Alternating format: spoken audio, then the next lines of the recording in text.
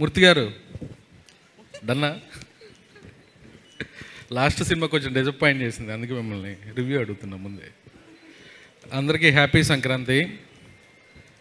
మజాక last year డిసెంబర్లో ప్రసన్న గారు ఒక 2 గంటలు నేరేషన్ ఇచ్చారు, పాటలు లేకుండా ఫైట్లు లేకుండా. 2 గంటలు నేను నవ్వుకుంటానే ఉన్నా. 2 రోజులు ఈ సినిమా కథ గురించి ఆలోచించుకుంటే ఎక్కడున్నా ప్రతి సీను మైండ్లో తిరుగుతూ నవ్వొస్తూనే ఉండేది.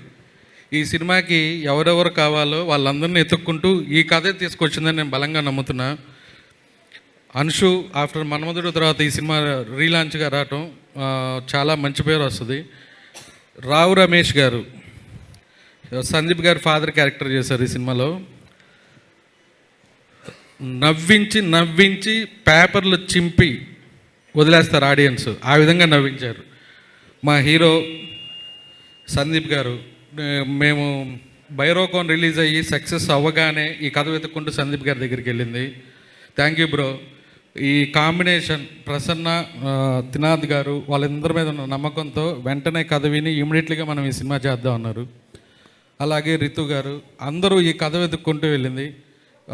మా డిఓపి నిజార్ షఫీ గారు మంచి విజువల్స్ ఇచ్చారు.